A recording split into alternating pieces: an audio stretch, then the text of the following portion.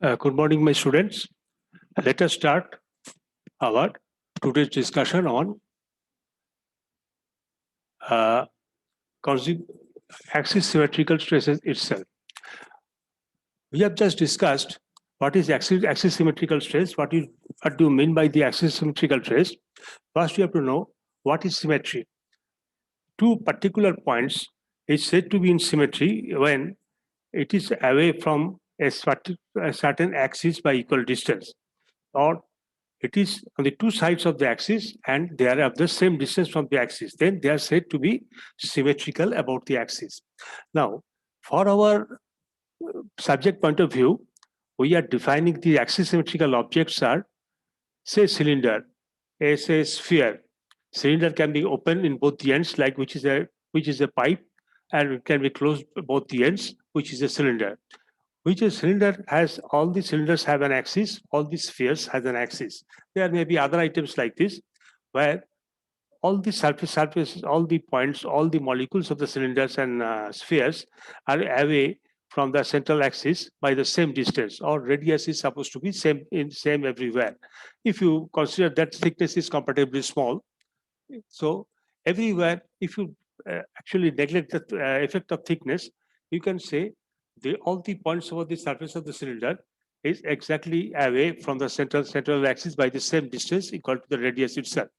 So this type of cylinder or this type of pipes are defined as the axis symmetrical object. And we have to now determine what is the stress condition of this object itself. You know, in our strength of material studies, we have taken average stresses all over across the thickness itself. But later we found that these stresses maybe it's not average. By taking the stresses as average will not solve your problem, because average is a function of different number of stresses of different dimensions, different magnitude, and the maximum stress, magnitude of the maximum stress and magnitude of the minimum stress may be much from the average stress itself. So by making all our design and all our manufacturing as per the design, by taking the average stress, may lead to a residual fall, may lead to a fall of failure of the concerned person, because when that particular point is subject to the maximum stress, that point may create leakage or breakage. But because we have taken into consideration all the factor of safety according to the average stress of the surface itself. Now, so far we have discussed the all our discussion by the rectangular coordinate system or Cartesian coordinate system itself. But here, for a convenience of calculation, we are taking into action of polar coordinate system. Polar coordinates is, what is the difference in polar coordinates to the axial system is, we have defined that uh, say a point in the space, say O, and a two-dimensional axis x and y. X is horizontal and y is vertical. Vertically not upwards or vertically downwards. And what happens here, and if we uh, locate a point or define a point at a distance r from the axis, from the origin O, and it's the distance from the x-axis, which is actually the angle from the x-axis, not distance, angle from the x-axis if we measure from the anti-clockwise direction, not clockwise. So we'll get two parameters. One is the r distance from the origin, and one is the theta distance from x-axis. And these two parameters are defined as coordinates in polar coordinate system itself. So we'll use this type of conception here, and we have decided the differential equation making the polar coordinate system. Now we are following the same thing, same process quickly, because we have added a few points afterwards. So the initial points I have rewritten again. What is shown in the figure here is, a cylinder where both a cylinder with an axis z along z, and z is and a round cross section, and more or less at the finishing at the center of the cylinder, where which is intersected by the z axis from O. So let us pick up again, like our earlier examples, a finite, infinitesimal element on the surface of the cylinder, like A, B, C, D, and E, F, G, H. A, B, C, D, E, F, G, H, and which is subjected to varieties of stress all over the surface itself. And we are assuming that so far we have assumed the state of stress is more or less same. A state of external force is more or less same from inner as and outer of the cylinder itself, not different. And when it will be different, we'll go for the next stage of action itself. Now, what happens? Just 1 second.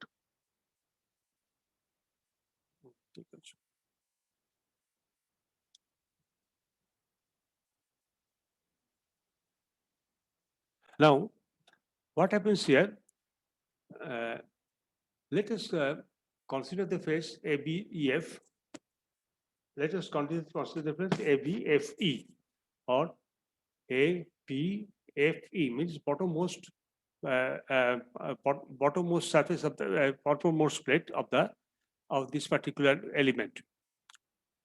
Now, what happens here? Stresses are, what are the stresses acting over this plate are sigma z and tau z r. Sigma z is the tensile stress or compressive stress acting along the axis. That's why it is suffixed as z.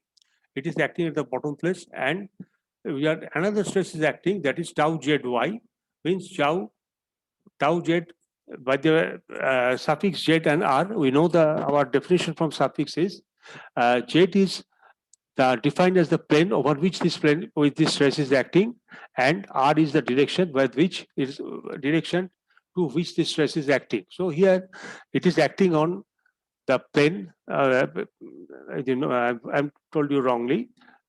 Tau z means z is defined as the plane, which is on which this stress is acting, and r is the distance to which the direction to which the stress is acting. As we know, as we are thinking, both tensile and shear stress are vector quantity. We have to take into account the direction here. So, what is the plane? Z-axis is normal to which plane? Say this is the plane itself over which the Z-axis is normal, and we know every plane in the universe is supposed to be defined by the normal or the straight line which is 90-degree angle to that, which is normal to the plane or to the normal to the plane. This plane is defined by its normal. So Z is defined. Z is defining this axial plane itself, and the shear stress R is acting towards the radial distance, means rightwards like this. So the stress acting here is from is downward. Sigma x is downward, and shear stress is more or less routed itself. Now, on the face CTGF means topmost face, what we are getting, we have worked in earlier problem that we are saying that this force sigma z is being changed to by the form delta Cz, and it is supposed to be added with the original sigma z. So we are adding it to sigma z plus delta sigma z, and where delta sigma z we are saying that rate of change of the stress sigma z with the direction, longitudinal direction z, multiplied by the change in length by the dimension delta z. Delta z is the thickness of this particular element. So tau z is not exactly tau r, it is wrongly, it is actually r. Tau r z, this tau r z and or tau r z plus tau r z is equal to tau r z plus d r z divided by dz into delta z. Same explanation. We are saying that tau r z is varying by infinitesimally small amount, and that is along this direction itself. Over the face AEHD, Next, A, E, H, D, the left hand side face, what we are consuming stresses as sigma r, means the shear, radial stress, and tau r jet, where r is the normal, r is the r defined as the plane over which the shear stress is acting, and z defined as the direction where which the stress is acting. Z is the direction to the longitudinal axis, and r is the plane, the radius. R is the r is the plane defined by the radius r, means it is acting on the radial direction itself. It is acting on a radial plane and acting towards z direction itself. So in the face BCDG, in the exactly opposite face, what we are saying, that stresses as sigma r plus delta sigma r divided by delta r into sigma r, and tau r z divided to plus sigma tau r z divided by r sigma z into delta z itself. For the equilibrium in z direction, you know,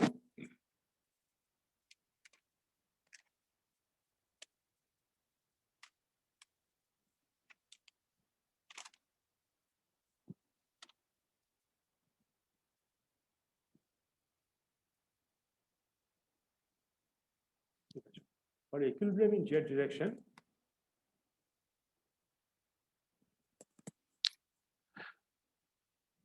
so what we have to do, what is the z direction? We have to accumulate all the forces acting along the z direction itself. That's why we are adding the forces multiplied by the distance in that direction, which I have already done, r delta z by z, etc., into delta r and r. We have all individual is r z into delta z. We are adding them together. If it is acting in the opposite direction, it is adding the direction. So we are putting negative here, and we are multiplying that. So the force in z, for the equilibrium force in the z direction, we have got this equation, where is a new form ZC or ZZ. This is the body force per unit volume in the direction, where its value is r plus delta z, how much is changing the radial direction. So in multiplied by the volume of the multiplied the volume itself. Thus,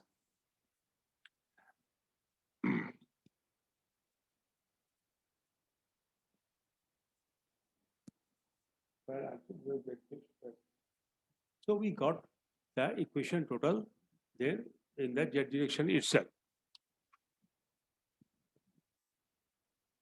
Now cancelling r delta zeta delta in the multiplication going to the limits, we will this equation is reduced to delta sigma z divided by z delta tau r z divided by r plus tau zr zx divided by r plus gamma j gamma into j equal to 0 itself.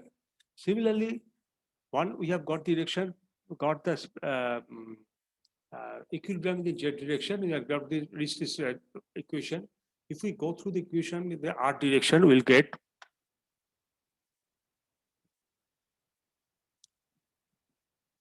sorry. In the similar fashion, we get this equation itself.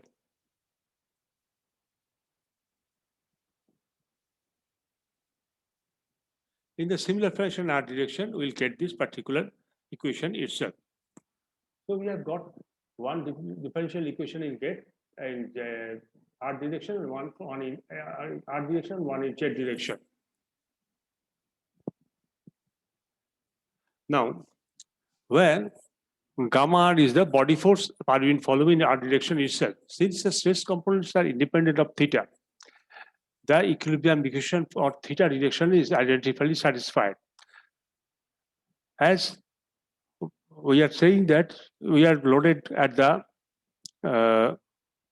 loaded inner and outer more or less equal side, there is no stress acting along the direction of theta. Means there is no force or tangential or peripheral force acting on the cylinder itself. So in that case, the equation, the two equilibrium equation for z direction is identically satisfied itself. Hence, we require the expression for circumferential stress sigma theta and the radial stress sigma r. Circumferential stress strain and sigma r. Now, we have got the stress. Now you have to go for strain itself. How will you go for the strain?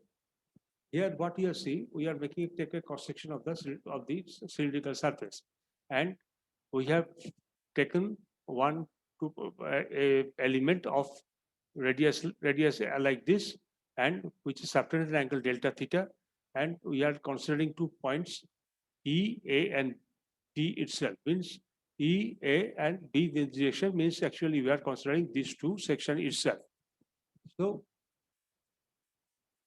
an arc AE here from A to E, this arc at a distance R, where it is defined at a distance R, at the point R, A is defined by the radius R itself, and here subtended by an angle delta theta at the center. The arc length will be, this arc length AE will be R plus delta theta. The radial distance is UR. Consequently, the length of the arc become R plus UR in delta theta. The radial displacement is, hence the circumferential strain will be like this.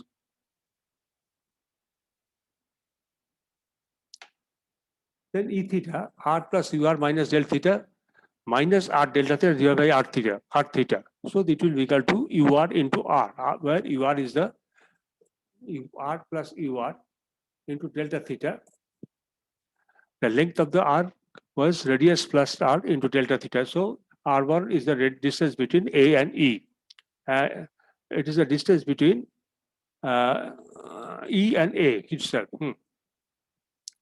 So delta theta will become UR by R. The radial strain in the above equation in figure P itself is like this. UR is the delta UR by R. Means delta UR is the distance. This is the distance A dash, and this is the distance B dash about the radius. So the axial strain delta UR by R, and the axial strain along the axis is delta UZ by Z. So you have got the strain in according to circumference, according to radius, according to the axis itself, where UR is the axial displacement which we have already defined.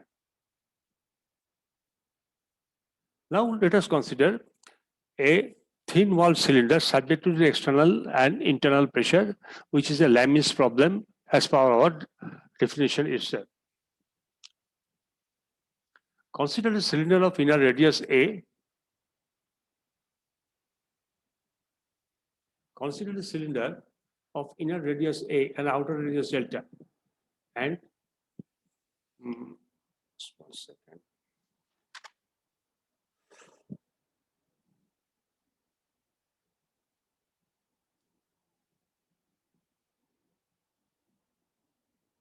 Consider cylinder of inner radius A and outer radius is supposed to be delta itself. And 1 minute.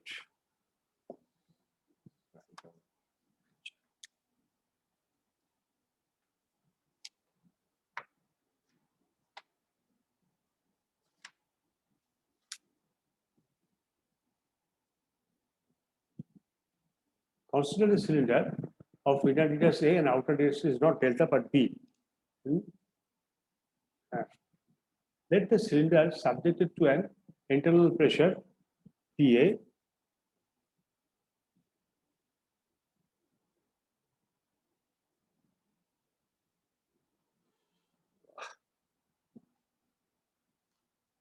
and outer pressure P itself. Let the cylinder for subjected to an internal pressure PA and external pressure PB itself. PA is not equal to PB. It is impossible to treat this problem either as a plane stress sigma Z is equal to 0 or the plane strain case as epsilon Z is equal to 0. Where weakened problem, we cannot consider the stress as sigma Z, but stress along the length is equal to 0, or a strain where epsilon Z, the deflection along the length or longitudinal direction is equal to 0. Appropriate solution will be obtained from each cases. For each case, we have to consider it separately, and we cannot clearly directly say these are all 0 itself. Now,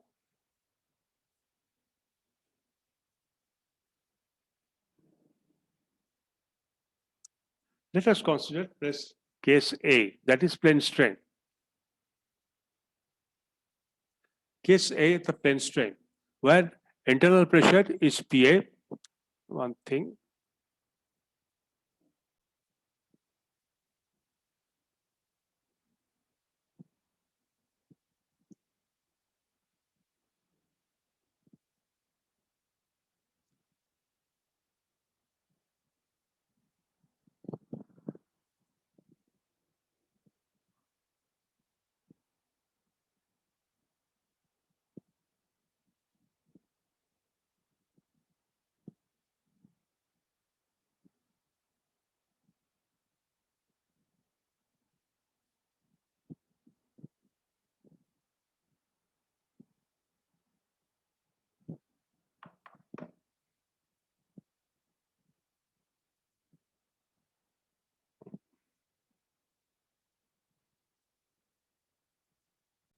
Now, let us go to the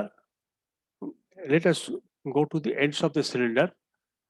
This is the cylinder itself, where is a cross-sectional area. It is a round, and inner force is equal to PA, and outer force is equal to PA. Inner force is forcing it outside. Outer force is forcing it inside itself, and it is longitudinally it is like this. But it is very clear that this end of the cylinder are open. So cylinders are free to expand at the ends. This actually working as a pipe itself. And we are supposed to assume that sigma z means the cylinder along the z axis or along the length axis is equal to 0. So our result will justify the assumption owing to the uniform radial reflection tau yz, or actually tau rz, means it is normal to the radius r, and its direction is along the radius along the z itself. It is along the normal r, and it is directed along its force. It is along a radial plane. It is working along the radial plane, and its force is acting along z direction itself. So nothing, no pressure is there in the z direction. Sigma z is equal to 0, or tau rz is also equal to 0. So neglecting the body forces, we can write down the earlier last equation equal to sigma r by r and plus sigma r minus sigma theta divided by r is equal to 0 itself, where r is the only independent variable. Means radius is the independent variable, and it is not it is a variable but independent, but it is not a constant. So you cannot make its differentiation equal to 0. The above equation you can write down like this is, if we remove it like this, sigma r by r is equal to del sigma by d sigma r by sigma r plus delta by r is equal to delta by theta. Delta r by theta in the right side of the equal to sign. And if we multiply both sides by r, the equation dr by r into sigma r into dr by d sigma by dr plus sigma r is equal to r into will be equal to r itself. And if we take the derivation, take this derivation, consider this derivation, and brought this r inside, the equation will take this form dr by r. Dr by r is defined as differentiating r by sigma r minus delta sigma equal to 0. Now, equation is identically satisfied. Equation is identically satisfied. Now, what we are doing from Hooke's law, we have epsilon r is equal to 1 by e into sigma r minus gamma sigma theta, where gamma is the Poisson's ratio and E is the Young's modulus, and sigma r the radial stress in the radial direction, sigma straight, theta stress in the circumferential direction. Similarly, if strain in circumferential direction is also given as 1 by E sigma theta, stress in the circumferential direction minus mu, which is the Poisson's ratio, multiplied by sigma r, which is the radial stress. Now, if we simplify this equation and bring the stresses in terms of the strength itself, the equation will take this particular form equal to E by 1 minus R multiplied by epsilon r plus gamma e theta, and sigma theta is equal to E by 1 minus R epsilon theta plus gamma into epsilon r itself. So next, what we have to do?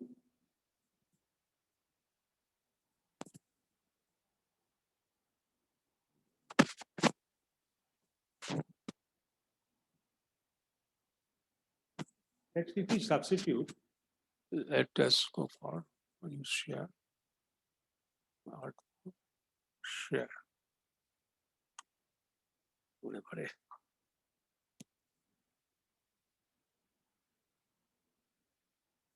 Substitute for epsilon and theta. Substitute for epsilon r and epsilon theta from equation 3. From equation 3 and 4.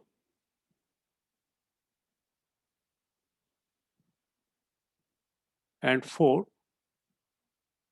what will happen?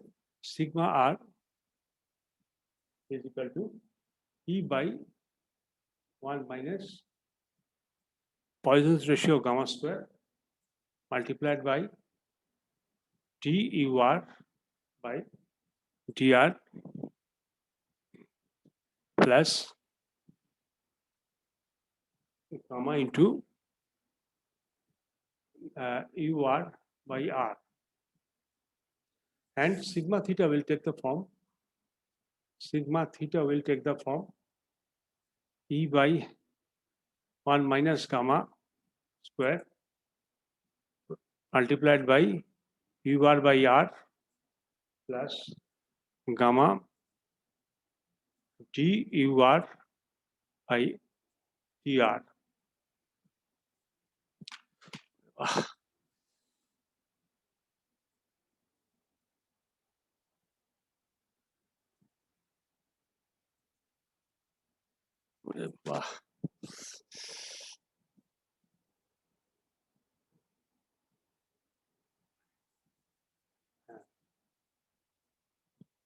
Next, if we substitute this in the equation given in 5.c itself, which I've already made, then d by dr will be equal to dUR by dr plus gamma UR by dr. You just put this here in case of sigma x, sigma y, and UR by R plus gamma V into ER by R itself. So if we take the individual derivation, then dUR by dr plus d plus R into d square by UR by R plus gamma into UR by dr is equal to UR by R minus gamma dUR by R itself equal to 0 itself. So if we know these two are cancelling each other, so what is remains is double derivation d square by dr, and if we divide by both sides by 1, divide both the ends by 1 by r, this will becomes only d square UR by d square, where dr will be 1 by r, this one will be 1 by r to d by dr. This is cancelled, and this UR by r will become UR by r square. So this is equal to 0. This can also be reduced like this: d by dr, dUR by dr plus UR into UR by r. Because if we take the derivative of UR by r, then it will become dUR by r into 1 by r minus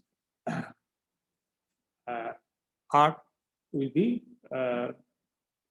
derivative as -2 plus -1 -1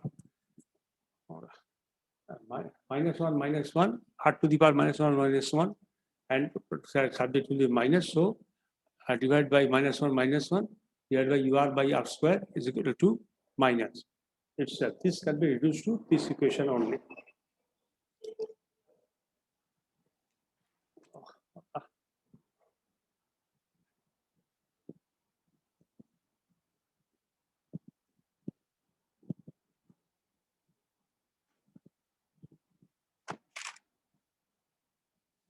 So this dr by r 1 by r u plus r is equal to 0.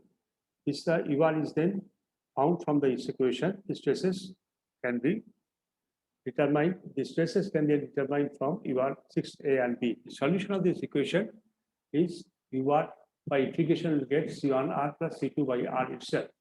When c1 and c2 here, c1 r and c2 r, c2 by r, c1 and c2 are the constant of integration. Substitute this equation of ur in this our equation number 6 and a and b. So it gets sigma r e by v, v square minus r, e by 1 minus gamma square, it multiplied by 2 into 1 minus gamma, and minus c2 minus c2 1 minus gamma into 1 by r itself, and gamma theta is equal to e by vr. Gamma theta is equal to e divided by 1 minus vr, c2 into 1 minus gamma minus c2 into 1 minus gamma into 1 by r itself, and e by 1 minus v square c1 1 plus gamma, c2 1 minus gamma plus 1 by r itself. The constant of C1 and C2 are determined from the boundary condition itself. So what is the boundary condition? We know when R is equal to A at the innermost side, then sigma R is equal to minus PA. This is compressive in nature. And when R is equal to P, sigma R is equal to minus PV because it is also compressive in nature. If you put the value of PV in case of sigma R and sigma theta, so what we'll get, the same equation we write down as minus equal to minus P and minus P, whereas C1 is 1 minus gamma by E and C2 is 1 C1. If we calculate the value of C1 and C2 from these two equations, we'll get C1 is equal to 1 minus gamma divided by E multiplied by PA into S square minus PB into P square divided by P square minus S square. Thus, C2 is equal to 1 plus gamma by C and B square plus A square into B square minus A and PA minus PB. So we have got C1 and C2. If we use this value in this equation, then UR will be this C1, this whole portion is multiplied by R itself, and C2, the whole portion multiplied by 1 by R itself. Thus, UR, this is the value of the UR, and the sigma R, by knowing the value of sigma 2 and sigma r and sigma theta will take this particular form, PA into A square minus PB into B square and B square minus A square minus PA square minus PB square plus PA minus PB and B square A square, and this equation plus this and this equation and plus this equation plus minus this equation itself. Actually, this is not plus, but it's multiplied. Multiply this equation multiplied by this equation multiplied by this equation itself. Next,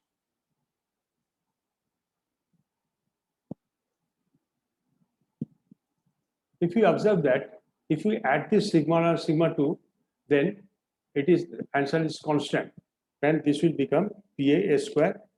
Both will be equal to PA A square plus PB B square divided by B square minus A square multiplied by 2, which is a constant term, and it is don't have any R or radius of the cylinder itself, radius and thickness of the wall of the cylinder itself. So we can say that the sum of radial stress and circumferential stress is constant throughout the thickness of the wall of the cylinder. Means whatever be the value of the radius or whatever be the thickness, it is independent. This summation of these two stresses are independent then. Hence, according to Hooke's law, the stresses sigma r and sigma through theta produces uniform extension and contraction.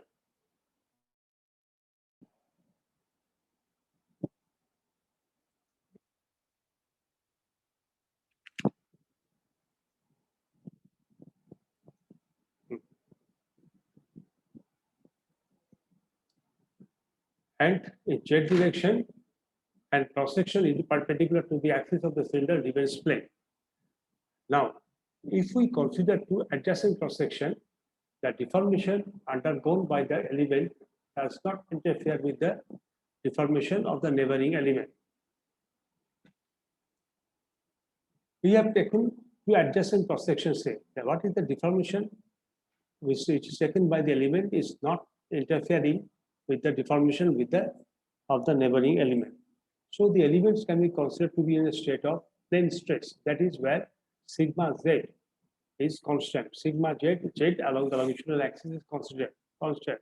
We have already defined that this type of cylinder don't have any end at both the ends. It is not closed, it is like a pipe. So there is no longitudinal stress, that is sigma z is equal to 0. And that is, as there is no longitudinal stress, the section of any section of stress of radial stress and circumferential stress is independent from the section itself. It is important to note that equation 12 to 12 is like the presence of the like this. P and PV are the numerical values of the compressive equation, compressive pressure applied, which is the innermost pressure and which is the outermost pressure itself. Now, if cylinder is subjected to only internal pressure, there is no PV, so only internal pressure, that is PA. So sigma R will reduce to P square by B square minus A square to 1 minus B square by R square. And sigma theta will be P square means B square minus A square 1 plus B square by R square. This equation says that this equation states that sigma R is always a compressive force and sigma theta is always a pressurized force, because sigma theta will be always positive because B must be greater than A always. So this equation is always negative. But here, this equation must be more than 1 itself. B square divided by radius. B square is the outer radius, which divided by the constant radius, which will be at least less than radius itself. So this equation is more than 1, and so this will be always negative. So sigma R will be always compressive in nature itself. Now, in the figure, in this bottom figure, the radial and circumferential stress occurs as thickness of the cylinder under internal pressure. The circumferential stress is greater at the inner surface of the cylinder, where sigma theta maximum will be P square at the innermost, where R is equal to A itself. So theta will be B square rho into, if we put A and add it, A will be equal to A square plus B square on the top, and bottom A will cancel here. And so this equation P multiplied by A square plus B square divided by P square minus A square is the value of sigma theta or circumferential stress at the innermost part of the radius itself. Now, hence,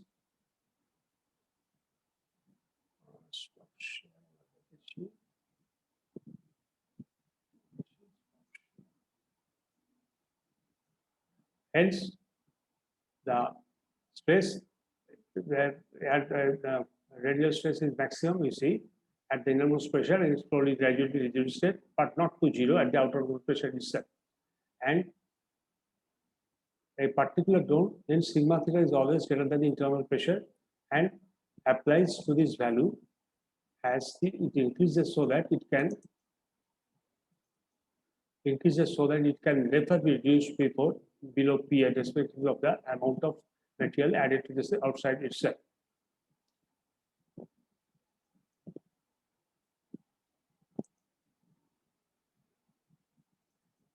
Now, cylinder subjected to external pressure only.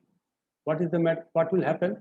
Here Pi is equal to 0 and Pb is equal to P itself. So equation 11 and 12 reduced to sigma R is equal to minus Pb square by B square minus A square,